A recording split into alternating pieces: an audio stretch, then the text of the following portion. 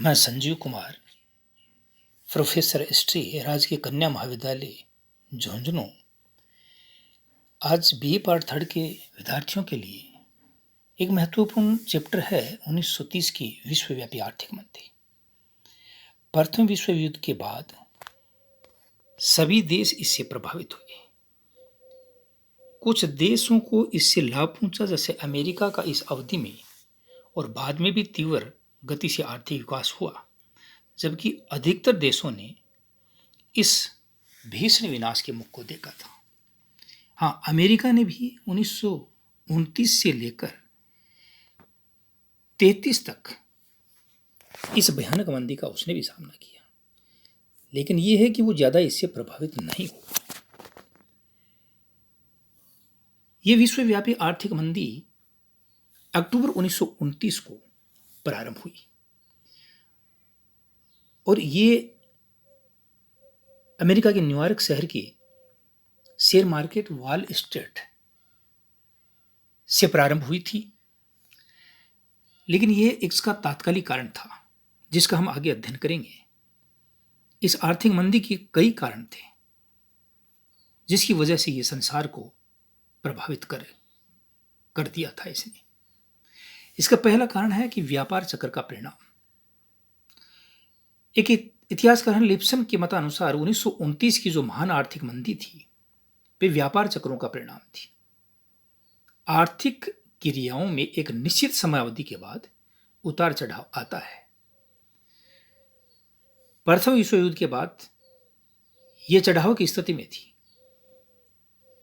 लेकिन 1929 तक आते आते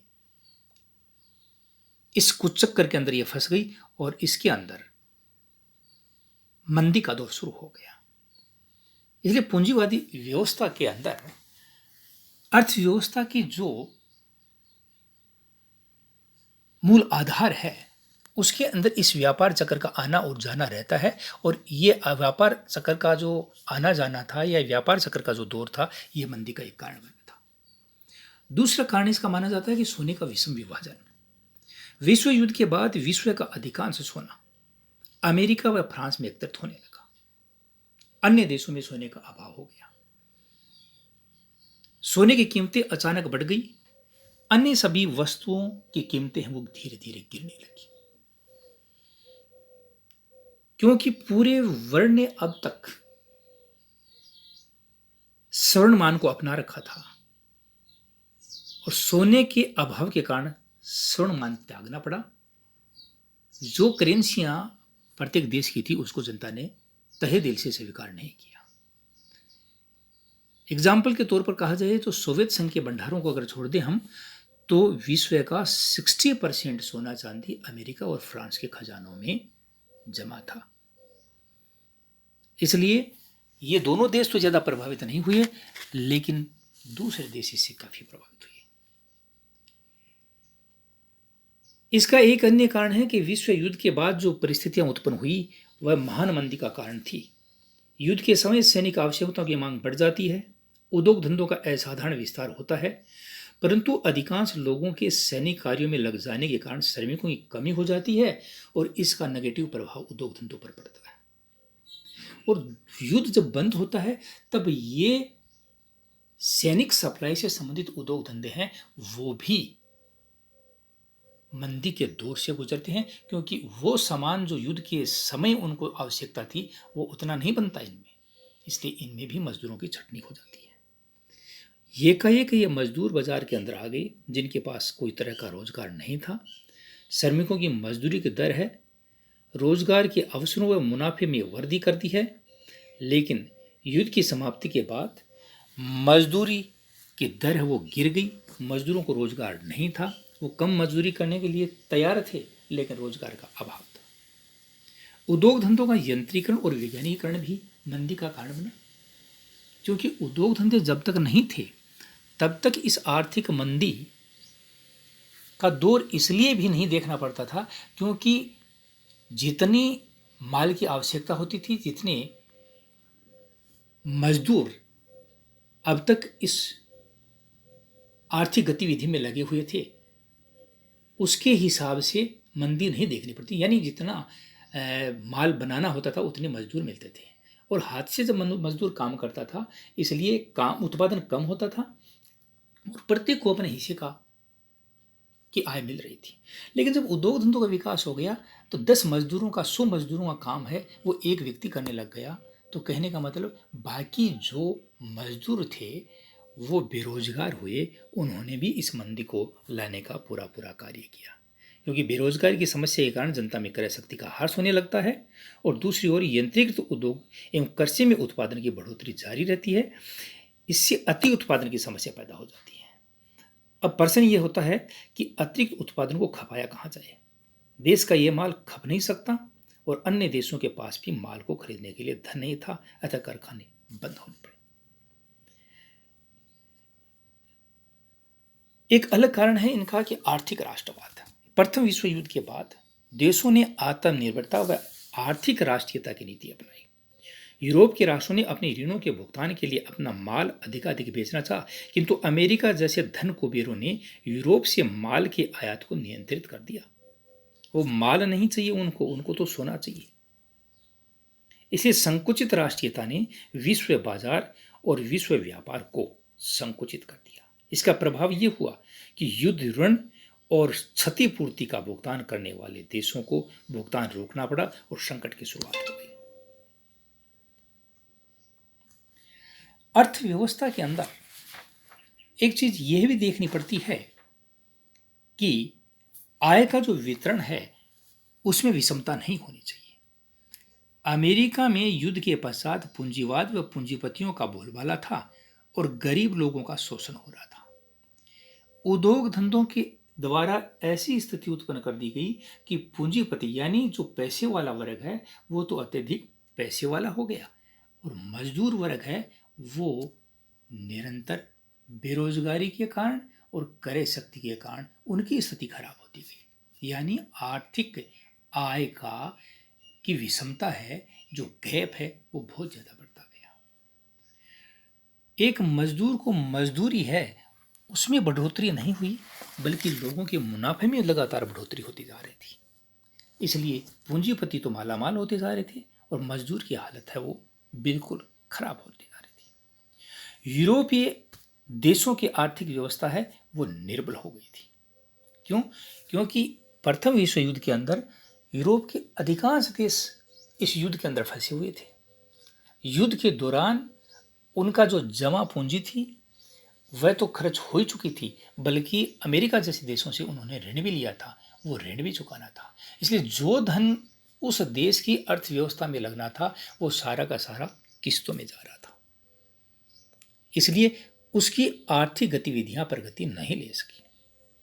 उपभोग में कमी हो गई। उपभोग में कमी भी महान आर्थिक मंदी का कारण था, कारण ही नहीं बल्कि प्रधान कारण था। क्योंकि इस समय राष्ट्रीय आय में तो अनुमानतः 4 गुना वृद्धि हुई थी। राष्ट्रीय आय में तो कितनी हुई थी? 4 गुना वृद्धि हुई थी, किंतु राष्ट्रीय आय इस असाधारण वृद्धि के परिणाम स्वरूप ही जनता की क्रय शक्ति में कोई तीव्र वृद्धि नहीं कर सकी।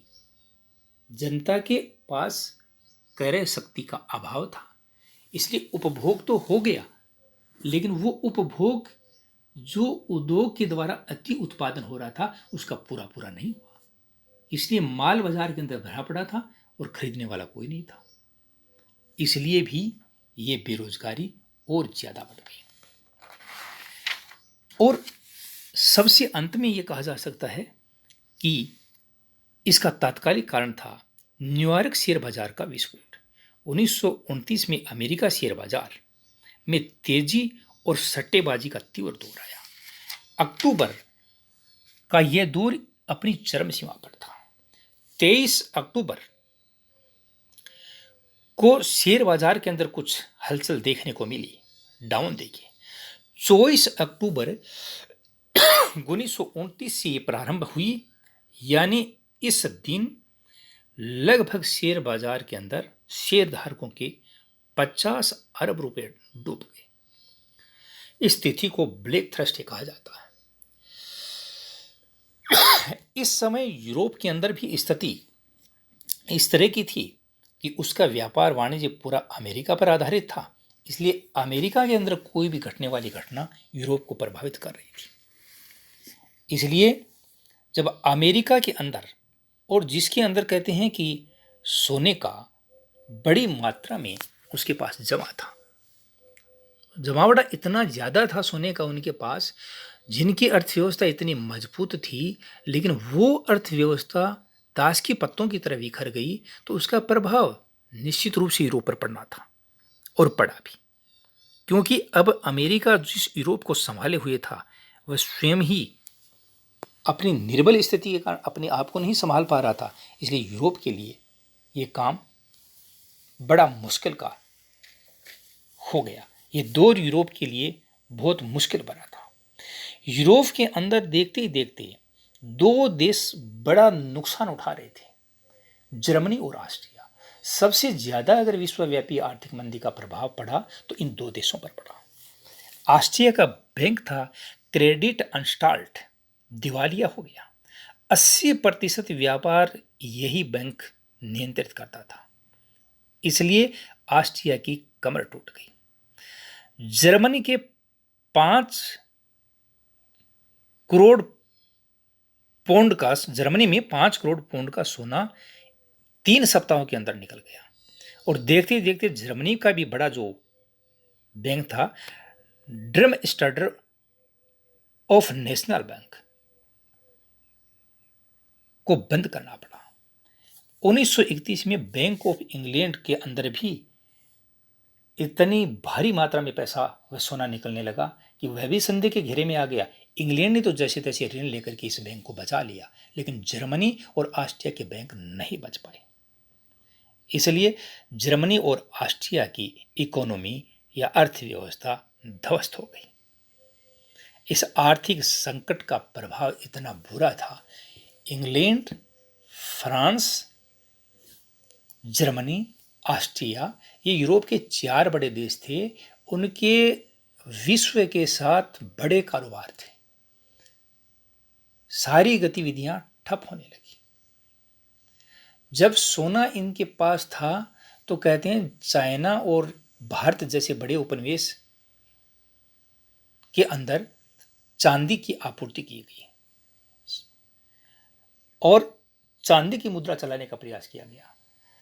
जब कारोबार चांदी से चला रहे थे तो बाजार के अंदर इतनी अधिक मात्रा में चांदी आ गई कि चांदी की अधिकता ने चांदी के मूल्य को गिरा दिया।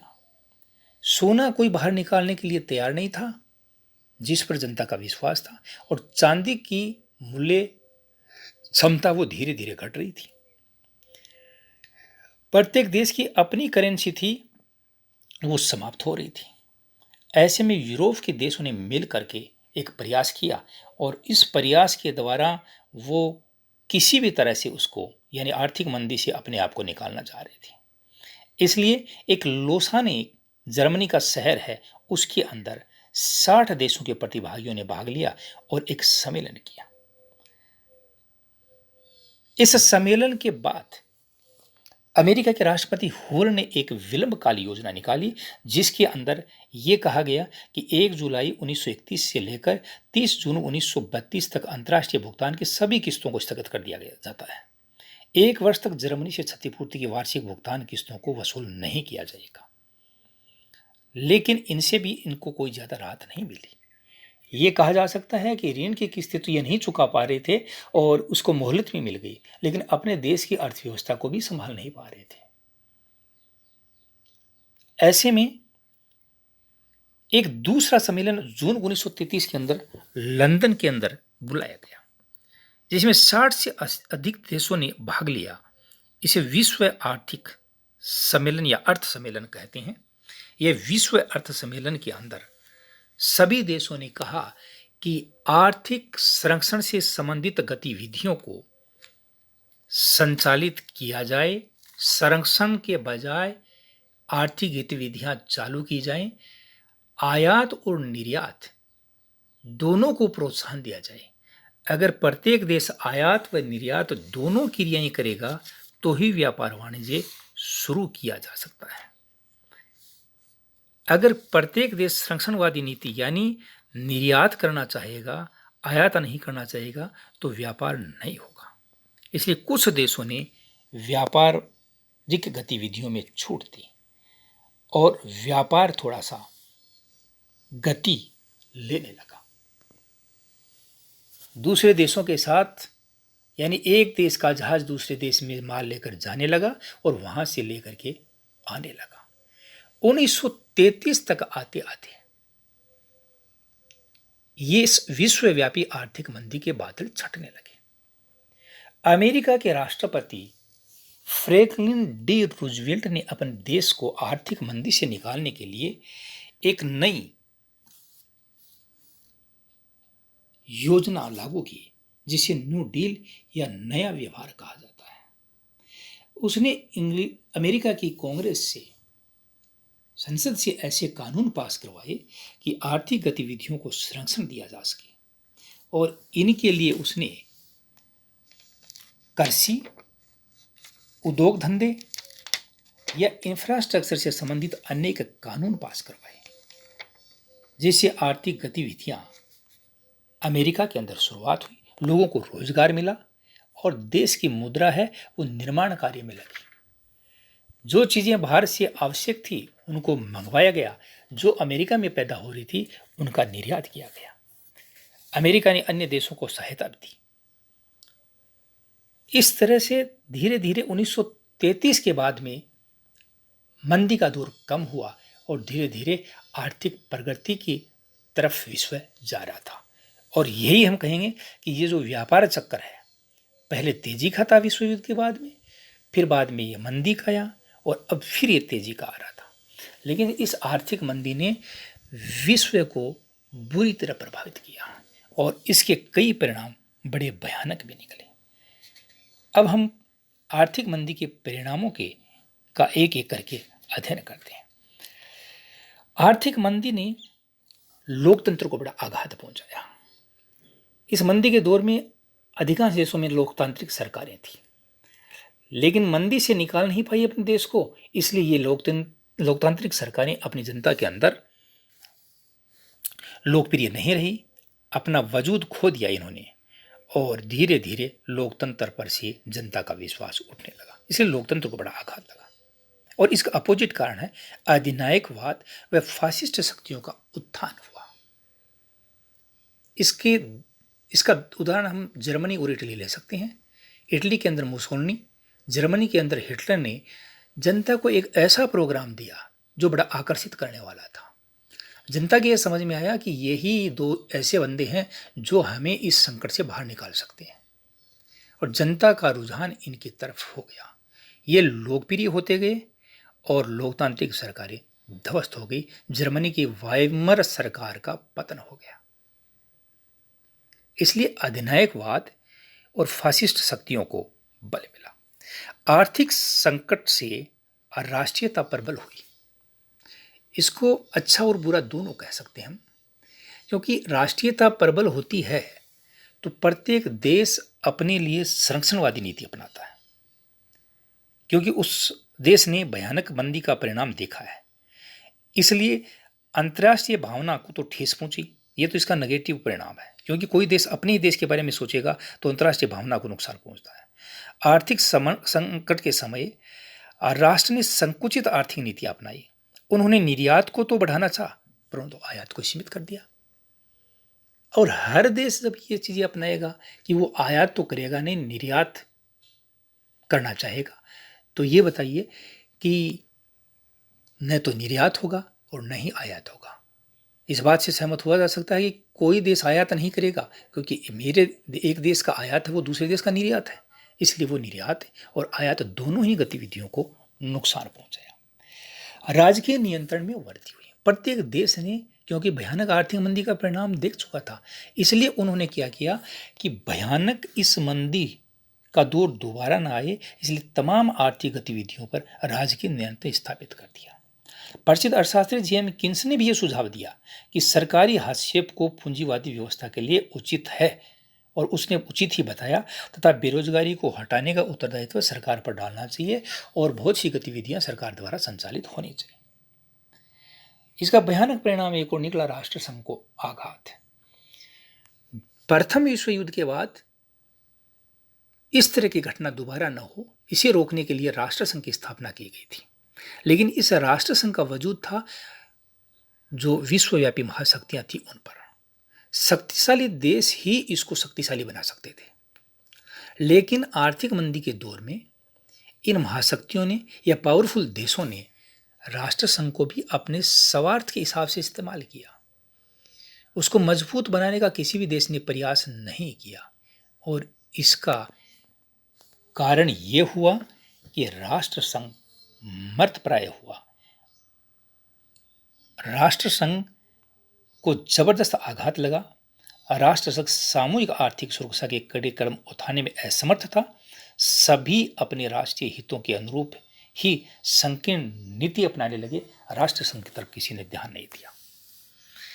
और जब इस तरह की स्थिति हो रही थी तो एक परिणाम एशिया के अंदर भी देखने को मिला कि जापान जो एक छोटा सा देश था, इसमें भयानक सैनिक साम्राज्यवाद का उदय हुआ और वह भी अब औपनिवेशिक व साम्राज्यवादी गतिविधियों में शामिल होने चाहता था, अपना प्रादेशिक विस्तार करना चाहता था और अपना अस्त्र और शस्त्रीकरण को बढ़ावा दे रहा था। इसलिए दीर्घकालीन विश्व आर्थिक संकट से पीड़ित जापानी जनता में ने अंततः व्यापार विस्तार की नीति को छोड़कर सैनिक विजयों में विश्वास रखने वाले नेताओं का नेतृत्व स्वीकार कर लिया। और देखते देखते 1931 में जापान ने मंचूरिया पर आक्रमण कर अपनी सैन्यवादी नीति का उदाहरण पेश किया। जब लोकतांत्रिक सरकारें और पूंजीवादी व्यवस्था ध्वस्त हुई तो साम्यवाद को प्रोत्साहन मिला। साम्यवाद लोकप्रिय हुआ। विश्व के कई पूंजीवादी देशों के अंदर साम्यवादी दलों की स्थापना हुई और विश्व के अंदर एक ये चीज देखने को मिली कि अब पूरा विश्व साम्यवाद वर्सेस पूंजीवाद हो गया। पूंजीवादी देश साम्यवाद को रोकने का प्रयास कर रहे थे और विश्व दो गुटों में, एक साम्यवादी विचारधारा वाले में और एक पूंजीवादी विचारधारा में बंटने की ओर अग्रसर हो रहा था। आर्थिक संकट ने अंतर्राष्ट्रीय सहयोग को समाप्त कर दिया। विभिन्न देशों के बीच में संदेह का वातावरण पैदा हो गया। ऐसी स्थिति में हर देश अपने को मजबूत बनाने के लिए अस्त्र और शस्त्रों का भंडार करने लगा। कहने का मतलब शस्त्रीकरण की होड़ मच गई और इसी शस्त्रीकरण की होड़ ने विश्व को दूसरे विश्व युद्ध के नजदीक लाने का प्रयास किया। इस तरह इस आर्थिक मंदी ने अंतर्राष्ट्रीय घटना चक्र को व्यापक रूप से प्रभावित किया। इसने लोकतंत्र और पूंजीवाद को गहरा आघात पहुंचाया। साम्यवाद, फासिस्टवाद, सैन्यवाद आदि को लोकप्रिय बनाया। अंतर्राष्ट्रीय सहयोग और सद्भावना का समूल नाश कर दिया, जिसके परिणाम स्वरूप विभिन्न राष्ट्रों के बीच में शंका और अविश्वास को बल मिला। उनमें शस्त्रों की होड़ शुरू हो गई और विश्व में अन्य एक महायुद्ध या विश्व युद्ध की तैयारी को प्रोत्साहन मिला। इस विश्वव्यापी आर्थिक संकट में जैसे हम कह रहे थे कि ऑस्ट्रिया और जर्मनी सबसे ज़्यादा प्रभावित हुए थे, तो इससे सबसे कम प्रभावित होने वाला देश सोवियत संघ और फ्रांस था। दोनों की वजह यह थी, सोवियत संघ की व्यापारिक गतिविधियां अंतर्राष्ट्रीय समुदाय से बहुत कम थी। वह एक अलग थलग सा देश था इस समय तक। और फ्रांस के पास जर्मनी आदि पराजित राष्ट्रों से बड़ी मात्रा में सोने के रूप में जो किस्तें उसने ली थी, इससे उसका आर्थिक खजाना भर गया। इसलिए इस धन से उसने अपने देश को बचाए रखा। लेकिन इस आर्थिक मंदी ने बड़े विश्व को झकझोर देने वाले परिणाम दिए और जिसका परिणाम फिर बाद में विश्व ने देखा। धन्यवाद।